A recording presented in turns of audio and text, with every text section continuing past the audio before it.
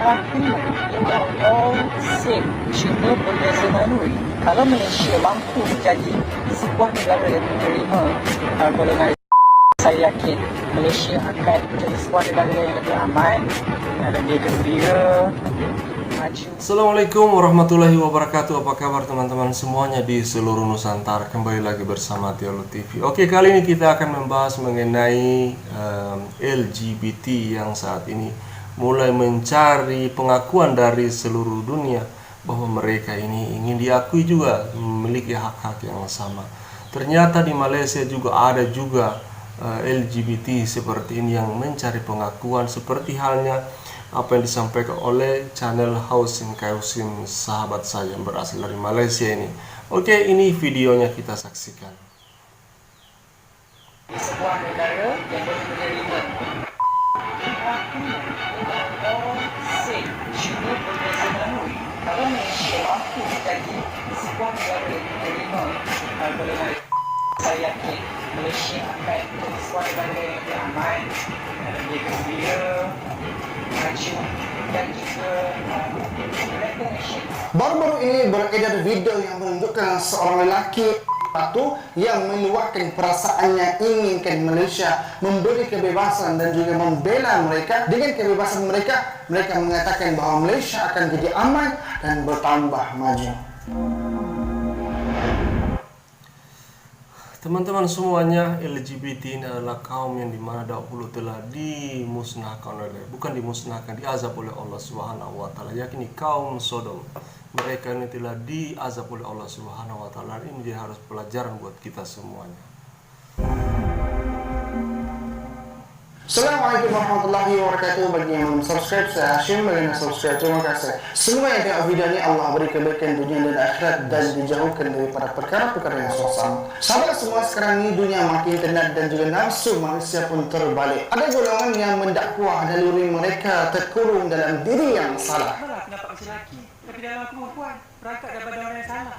Yang lelaki suka kepada lelaki, yang perempuan nak jadi lelaki, yang lelaki nak jadi perempuan, dan sebagainya. Songsang, tunggang terbaliklah. Sampaikan nak main bola pun sibuk nak tunjukkan seorang songsang mereka kepada dunia. Apakah pesanan wasiat baginda Nabi SAW kepada golongan seperti ini dan juga kepada kita semua? 1400 tahun yang lalu Nabi SAW telah pun mewasiatkan kepada kita kerisauan wujudnya golongan songsang seperti ini dan sebagainya, dan Nabi memperingatkan kita dengan kejadian yang menimpa kaum Nabi Lut, yang mana kaum Nabi Lut ni adalah manusia yang suka sesama jenis. Sebagaimana sabda Nabi SAW, "Inna akhafa ma akhafu ala ummati amal qaumi Lut."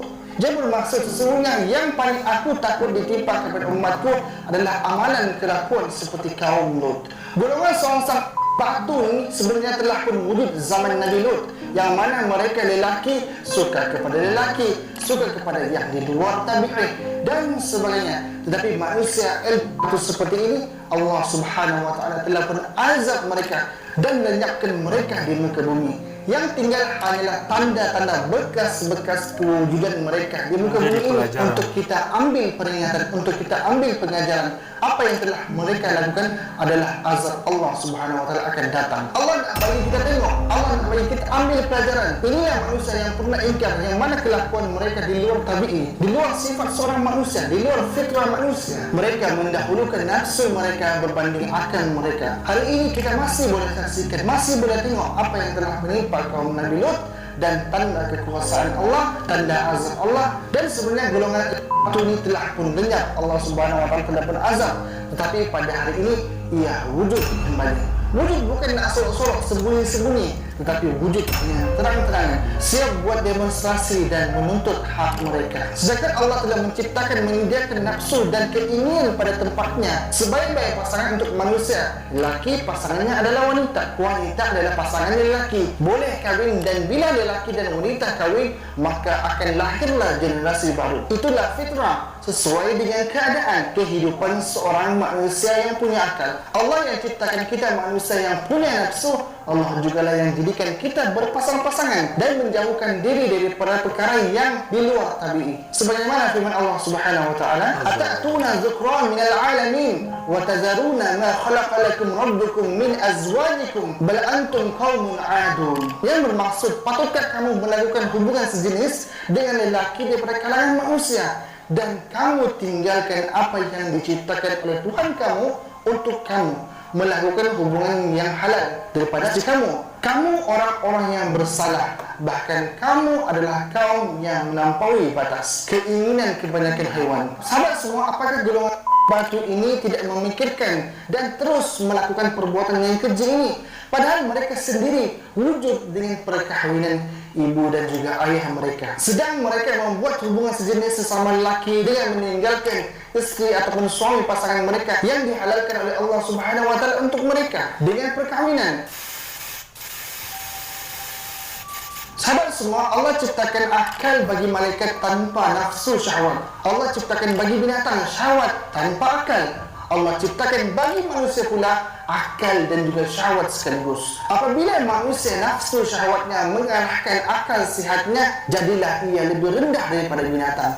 Dan apabila akal dan keimanan manusia mengalahkan syahwatnya, maka jadilah ia lebih tinggi derajatnya daripada malaikat. Sahabat semua, jika golongan songsang seperti ini terus membiak, maka hancurlah generasi kita. Golongan seperti ini dah melampaui batas, sama ada daripada aspek logik dan juga hukum yang ditetapkan. Mereka melakukan perbuatan dosa itu yang tidak pernah terlintas dalam fikir seseorang pun sebelum ini. Untuk berbuat demikian, kita terangkan dan juga kita tentang, bukan sebab kita benci, tetapi sebab kita sayang. Kita tidak mahu generasi akan datang hilang tak tentu arah akal fikir mereka. Justru saya meniru pihak berwajib, NGO dan sebagainya, buatlah tindakan yang boleh menyelamatkan mereka, membimbing mereka kembali kepada fitrah sebagai seorang manusia. Dan juga ia perlu peranan ibu bapa yang mengawasi keadaan anak-anak mereka. Perubahan fizikal dan juga emosi anak-anak perlu sentiasa dikawal agar kecenderungan mereka terhadap gejala batu ini dapat dibendung. Sahabat semua, sebagai ibu bapa kita perlulah juga memantau anak-anak dengan cara memeriksa telefon mereka, berkenalan dengan rakan-rakan mereka, cuba memahami peribadi mereka, dan adanya tindakan yang tegas wajar diambil oleh ibu bapa sekiranya anak-anak mereka terlibat dalam gejala songsang ini. Saya harap semua pihak haruslah bersatu padu bagi membendung gejala luar tabi'i ini.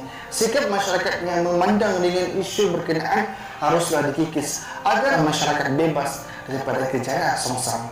Sahabat semua, elaklah daripada kemurkaan Allah. Jika Allah hendak menimpakan musibah azab kepada sesuatu kaum, bukan hanya golongan songsang sahaja yang kena, tapi semua kita pun akan terpalit. Jadi sama-sama beringat, sama-sama mencegah agar generasi kita pada masa akan datang akan terus terjaga. Jadi cukup sekedar itu saja. Jika video ini bermanfaat, jangan lupa untuk share dan subscribe. Assalamualaikum warahmatullahi wabarakatuh.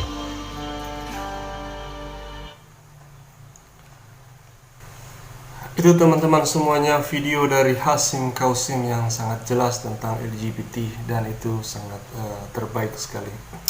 Oke, silakan di subscribe Hasyim Kausim, dan semoga video ini bisa bermanfaat untuk kita baik Indonesia, Malaysia ataupun masyarakat di belahan dunia manapun. Oke, dan saya akhiri, wassalamualaikum warahmatullahi wabarakatuh.